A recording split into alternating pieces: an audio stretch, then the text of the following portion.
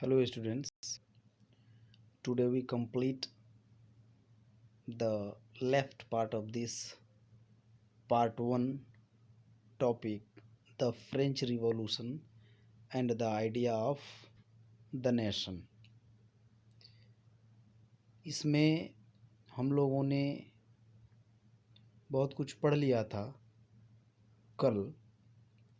आगे हम लोगों को जानना है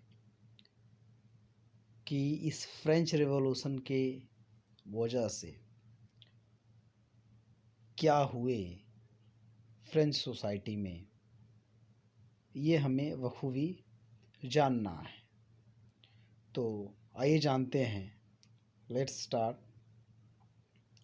हमने आपको बताया कि वहाँ बहुत सारा चेंजेज देखने को मिला।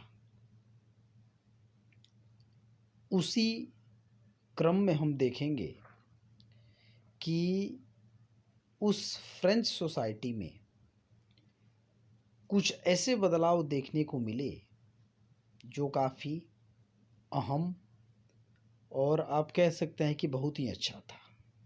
जैसे हम देखेंगे, इस लाइन को पढ़ेंगे, internal custom duties were abolished and uniform system of weights and measure was adopted। है ना। यहाँ फिर एक मिस्टेक हुआ। ये जो लिस्ट है इसको आप नहीं देखोगे। तो इस लाइन के अंतर्गत हम देखेंगे, यह हमें बताता है कि internal custom duties were abolished and uniform system of weights and measure was adopted. पूरे फ्रेंच सोसाइटी की जब हम बात करेंगे तो इसका सीधा सीधा और सिंपल एक ही मीनिंग है कि सब जगह, everywhere in the French society एक तरीके का नियम जो है इम्प्लीमेंट किया गया और हर एक स्टेप पे, है ना। इंटरनल कस्टम ड्यूटी जो था उसे समाप्त कर दिया गया।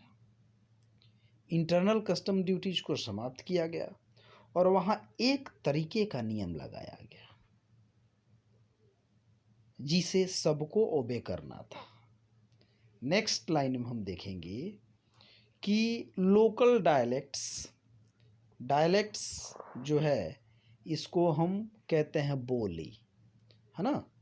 बोली जो है, बोली को डायलेक्ट्स कहते हैं। तो ये लोकल जो डायलेक्ट्स थे, local dialects were discouraged and French as it was spoken and written in Paris became the common language of the nation। It's very important। वहाँ जो बहुत सारे लोकल डायलेक्ट्स बोले जा रहे थे, अब उसे क्या किया गया, उन सारे लोकल डायलेक्ट्स को डिस्करेज किया गया। इसका वजह क्या था? क्योंकि आप जानते हो कि अगर अलग अलग लैंग्वेज बोले किसी भी समाज में तो वहाँ पे यूनिटी और स्ट्रेंथ जो होनी चाहिए, एकता और जो स्ट्रॉन्ग स्ट्रेंथ जो हम कहेंगे, ताकत समाज के बीच में we can't see.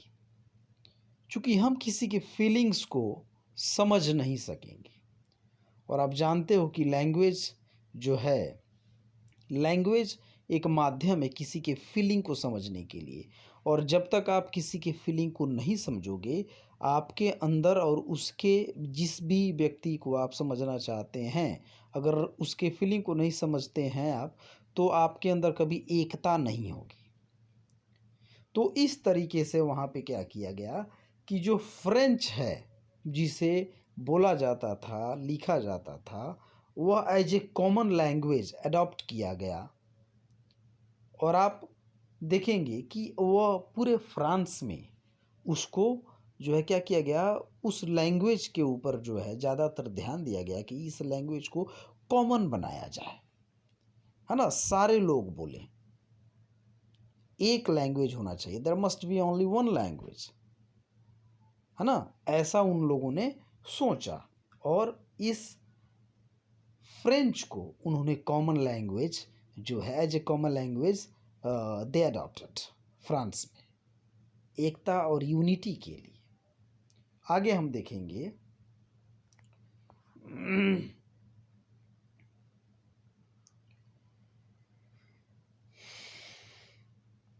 when when the news of the events in France reached the different cities of Europe, students and other members of educated middle class began setting up Jacobin clubs. ये बहुत बड़ी बात है. This is also important for us. When this kind of news spreaded from France to another one country,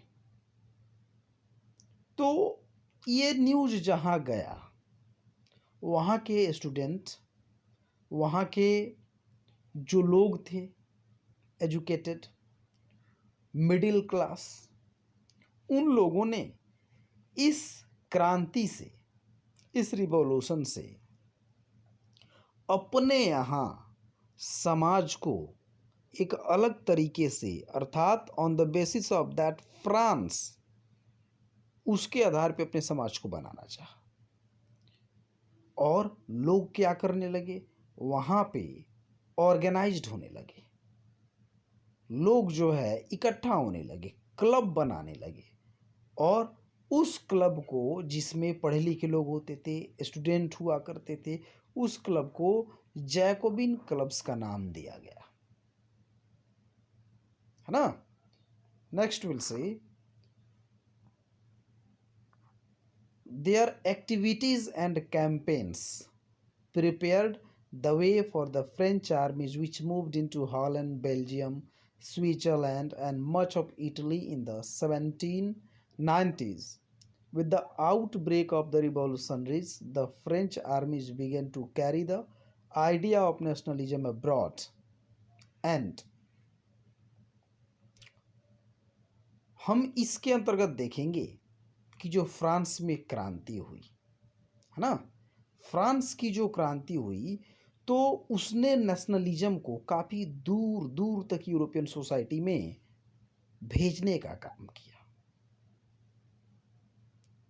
है ना। उन्होंने campaigning, French army जो थी कैंपेनिंग की, दे प्रोपोगेटेड, है ना, चूंकि वो जानते थे कि इस नेशनलिज्म को स्प्रेड करना इज वेरी नेसेसरी, और इसलिए उस फ्रेंच रिवॉल्यूशन के अंतर्गत तो वहाँ की आर्मी जो है अब नेशनलिज्म को, नेशनलिज्म के आइडिया को प्रोपोगेट करने के लिए अब्रॉड, फॉरेन कंट्री में भी गए, है ना। 1719 के करीब में यहाँ पे बहुत सारे कंट्री के नाम दिया गया है, जैसे Holland, Belgium, Switzerland, and much of the Italy in the 1719. During this time, they moved. I mean to say that French armies moved from one place to another one only to propagate the nationalism जो वह चाहते थे really. लेकिन बाद में क्या हुआ, आगे हम इसी के क्रम में देखेंगे कि कुछ बड़ा बदलाव, huge change took place in the French society, है ना। आगे देखेंगे इसमें बड़ा बदलाव कैसे आता है। बड़ा बदलाव तब आता है जब नेपोलियन समाज में आता है ना। थ्रू अ रिटर्न, हम इस लाइन को देख रहे हैं, through a return to monarchy Napoleon had no doubt destroyed democracy in France, but in the administrative field he had incorporated revolutionary principle in order to make the whole system moral, rational and efficient. जिस democracy की हम अभी बात कर रहे थे, एकता और समानता की हम अभी बात कर रहे थे, उसे नेपोलियन ने डिस्ट्रॉय कर दिया, बर्बाद कर दिया। डेमोक्रेसी डिस्ट्रॉय हुआ नेपोलियन के माध्यम से फ्रांस में, लेकिन उसने बहुत सारे रिवॉल्यूशनरी चेंज भी वहाँ पे दिखाने का काम किया। बहुत सारा बदलाव भी उसने किया, बहुत सारे सैद्धांतिक बदलाव उसने किया जो काफ़ी रैशनल एंड एफिशिएंट था। अब क्या क्या है आगे देखेंगे कि he introduced the civil code of 1804 usually known as the Napoleonic code.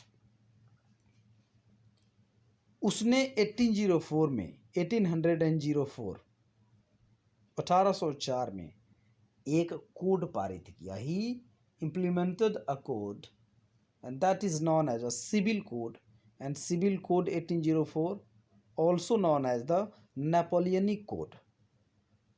इसके अंतर्गत, इस नेपोलियनिक कोड के अंतर्गत उसने क्या किया, समाज में बहुत सारे बदलाव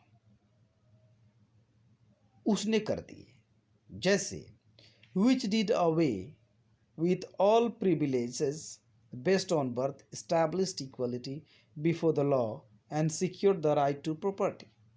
इस नेपोलियनिक कोड 1804 के वजह से जो प्रिविलेजेस थे, किसी को मिला हुआ था बाई बर्थ, बहुत सारे लोग ऐसे थे जिसने पकड़ के रखा था प्रिविलेजेस बाई बर्थ, जन्मजात ही उसे सारी सुविधाएं मिल जाती थी, है ना। उस प्रिविलेज को उसने खत्म किया। ही अबॉलिस्ट, उन्मूलन कर दिया, उखाड़ करके फेंक दिया उस बाई बर्थ प्रिविलेज को। ही established equality before the law. It means that every one is equal in the I of the law. नियम कानून के आंखों में, before the law, everyone is equal before the law, before the rule, है ना। आंखों में, कानून के आंखों में, कानून के नज़र में सभी लोग क्या हैं, एक समान हैं। And secured the right to property, और प्रॉपर्टी के राइट को उसने क्या किया, सिक्योर किया। ये बहुत बड़ा बदलाव था और इसको लोगों ने काफ़ी क्या किया, सराहा। लोगों ने काफ़ी इज्जत दी इसको और बहुत अच्छा लगा लोगों को बखूबी। पहले next, Napoleon abolished the feudal system and freed peasants from serfdom and manorial dues। Napoleon ने फ्यूडल सिस्टम को समाप्त किया, सामंती प्रथा को समाप्त किया। इसके अंतर्गत जो फोर्स्ड लेबर थे, बेगार करने वाले, है ना, फ्री लेबर, मुफ्त के लेबर, बेगार करने वाले जो लेबर थे, उसको इसने समाप्त किया। Freed peasants from serfdom and manorial dues. ये दासत्व जो थी उस समाज में, है ना, दास प्रथा, फ्यूडल सिस्टम, सामंती प्रथा, everything was just abolished by the Napoleon due to this Napoleonic Code 1804, and this was the main cause why the people wanted this 1804 Napoleonic Code। यह एक बहुत बड़ा वजह था। नेक्स्ट हम देखेंगे, in the towns too guild restrictions were removed, transport and communication systems were improved, peasants, artisans, workers and new businessmen enjoyed a newfound freedom। Guild restriction जो था समाज में, गिल्ड व्यापारियों का एक जत्था था, ग्रुप ऑफ बिजनेसमैन, है ना। इस गिल्ड, जो गिल्ड के ऊपर पहले क्या होता था, दरअसल समाज में रेस्ट्रिक्शन हुआ करता था कि यदि आप एक जगह के स्पेसिफिक प्लेस के आप व्यापारी हैं तो दूसरे जगह without permission you can not even inter into that town. उस पे उसने क्या किया, उस रोक को, उस रेस्ट्रिक्शंस को हटा दिया। अब एक जगह से दूसरे जगह कोई जा सकता था व्यापार करने के लिए। ट्रांसपोर्ट कम्युनिकेशन सिस्टम को उसने इम्प्रूव किया, अब जा सकते थे, है ना। और यह चीज़ें जो हैं यह लोगों को काफ़ी अच्छा लगा। तो ये सारे बदलाव जो है नेपोलियनिक कोड 1804 के अंतर्गत किया गया।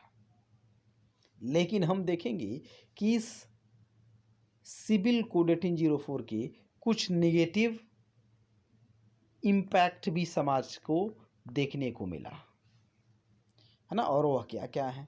ये तो positive impact, it was the positive impact which I just taught you. कुछ निगेटिव इम्पैक्ट भी सिविल कोड के थे 1804 नेपोलियनिक कोड। पहला क्या था? Everyone was happy in the French society because of this Napoleonic Code 1804. But very soon this enthusiasm turned to hostility. Everyone is happy that Napoleon is just doing very good work for us. We are just going to, reach to the goal. गोल हम लोग बहुत जल्दी प्राप्त कर लेंगे, लक्ष्य तक पहुंचने वाले हैं, यह बहुत ही अच्छा है। सारे लोग खुश थे, एवरीवन इज हैप्पी इस नेपोलियनिक कोड 1804 के अंतर्गत। लेकिन बहुत ही जल्दी उनको क्या पता था कि इनका जो एंथुजियाज्म था, जो उत्साह था, जो जील थी इनके अंतर्गत, वह अब हॉस्टिलिटी में बदलने वाली है। क्या हॉस्टिलिटी में बदल गई? क्योंकि according to this Napoleonic code he increased tax and implemented there in the French society censorship, forced conscription into the French army is required to conquer the rest of Europe. Actually, Napoleon want to win the whole part of the Europe, और उसे जीतने के लिए army की आवश्यकता थी, और उसने फोर्स्ड कॉन्स्क्रिप्शन को बढ़ावा दिया। ये फोर्स्ड कॉन्स्क्रिप्शन क्या है? कॉन्स्क्रिप्शन एक्चुअली रिक्रूटमेंट को कहते हैं, बहाली, अर्थात जो युवा थे ज़बरदस्ती उन्हें फौजी बनाता था वो, और आर्मी में भर्ती करवाता था, क्योंकि उसकी एक लॉन्ग्स थी, strong wish he had at that moment in the French society to conquer the whole part of the Europe, and that is why he said this word forced conscription, है ना। आगे देखेंगे इस नेक्स्ट लाइन में, all seemed to outweigh the advantages of the administrative changes. जितने बदलाव हुए, ये कुछ चंद बदलाव उन सब के ऊपर भारी पड़ गया। जितने बदलाव हमने आपको बताया एंड मेंशन है आपके टेक्स्ट में, उनके ऊपर ये कुछ बदलाव जो हैं, निगेटिव इम्पैक्ट जो समाज के ऊपर डाला। आपका ये फर्स्ट पार्ट का लेक्चर समाप्त होता है। आप इसको अच्छे से पढ़ें। If you have question then please ask. आप लिख करके भेजें, व्हाट्सएप करें। और हाँ, इस लाइन पे आप लोग ध्यान देंगे, save trees save the earth, it's a truth. Thank you.